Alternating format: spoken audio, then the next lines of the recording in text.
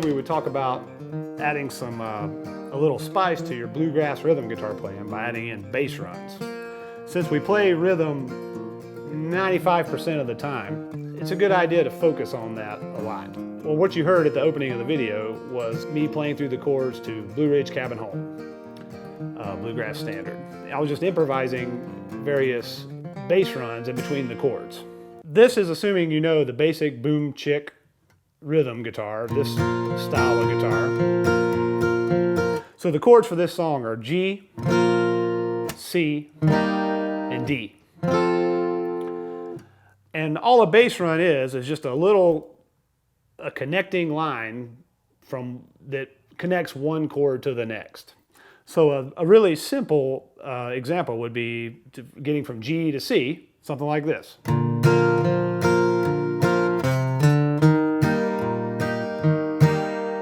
So all I did there was go up the G major scale and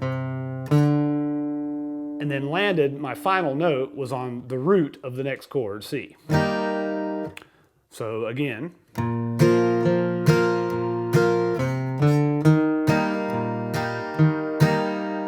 And we can do that same thing to get to the 5 chord, D, and just go up the G major scale again to get to D. All 3 chords together would look like this. And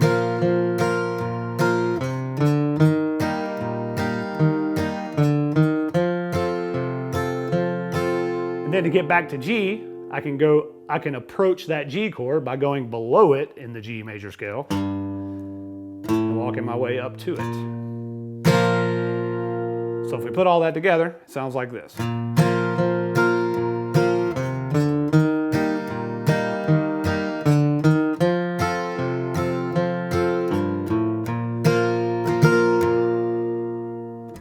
Now, it doesn't have to be that simple.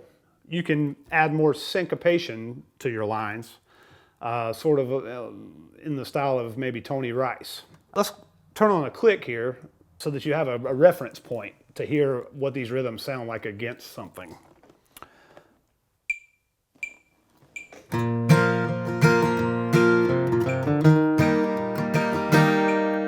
So that was, again, more notes from the G major scale, but much more syncopated than the just straight quarter notes walking up to the chord. The line is, if the capo weren't there, it would be A, G, A, B, and then C. So the rhythm is 1 and 2 and 3 and 4 and 1 and 2 and. It's 3 and 4 and are the notes you're going to play. Rhythmically, that's what the notes you're going to play. So 1 and 2 and 3 and 4 and 1 and 2 and 3 and 4 and 1 and 2 and. One more time with a click. 1 and 2 and 3 and 4 and 1 and 2 and 3 and 4 and 1 and 2 and 3 and 4 and 1 and. We can use that same rhythm to get to D. But this time I'm going to add in one chromatic note. And a chromatic note is just a note that's not in the scale. But it's going to be exactly the same 3 and 4 and rhythm. The notes are going to be C, B, C, C sharp, and then D. So it's going to work out rhythmically the same way. 1 and 2 and 3 and 4 and 1 and 2 and 3 and 4 and 1. So all together, that's going to sound like this. Then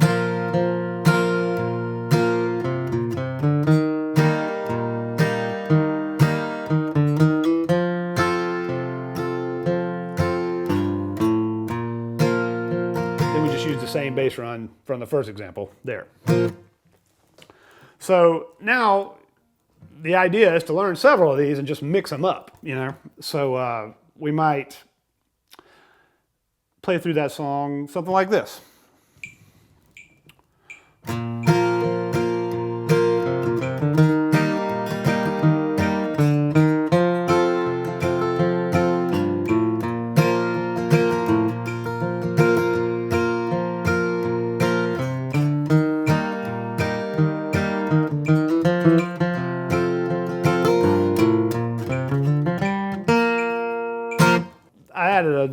very much Tony Rice type lick there over that D chord, which maybe we should learn because it's really cool.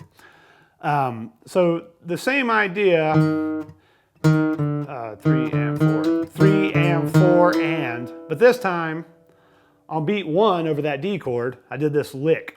So the bass run winds up crossing over the bar line, and it makes for an interesting rhythm. So from C to D. One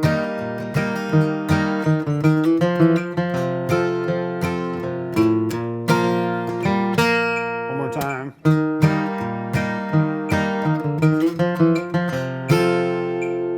So let's try that slower.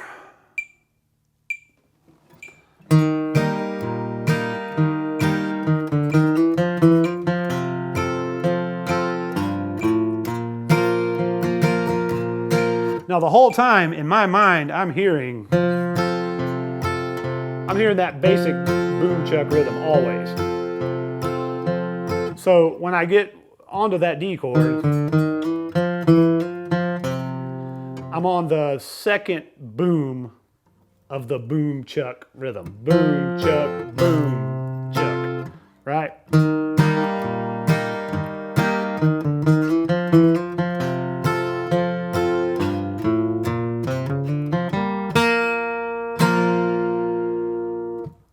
One thing that I should add is that when you do bass runs, you kind of want it to pop through the mix of musicians. I mean, if you're playing with a banjo and a fiddle and a mandolin and all these other, or even just other guitars and stuff, it's nice to make that pop out in the mix. And the way you do that is with the rest stroke technique. And at another time we'll talk about using this with G runs. But all a rest stroke is when you pick a note. Now I don't do this every time, but I often do.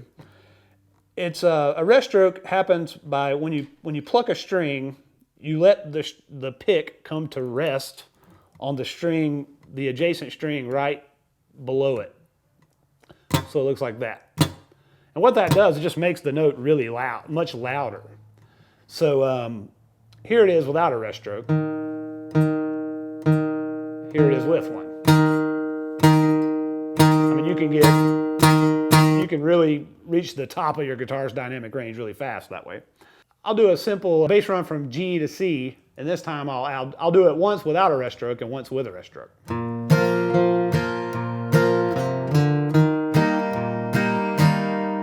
So that's without, here it is with it.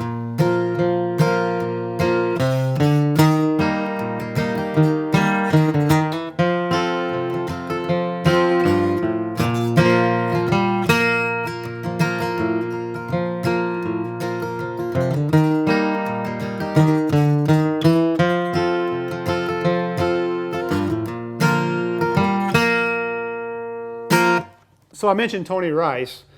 He has been a huge influence on me as far as all these bass run things. He does the most interesting stuff of any guitar player, in my opinion. Although there are plenty of great ones out there. Brian Sutton and David Greer, and there's a million of them. I can't name even close to all of them. But one thing I'll add before I go is to use a metronome for this and all other things. You might have noticed I had the metronome set to 2 and 4. It's a little more fun to play along with because it sort of simulates maybe the chop of a mandolin. It just feels more musical. I don't always practice with it that way, but I recommend it, for when you're practicing rhythm guitar. Let me give an example of that real quick. I started out around 95 beats per minute, I think. But really, that's only half, right? Because this is only 2 and 4. So the way you count it is 1, 2, 3, 4, 1, 2, 3, 4, 1, 2, 3, 4, 1, 2, 3, 4, 1, 2, 3, 4.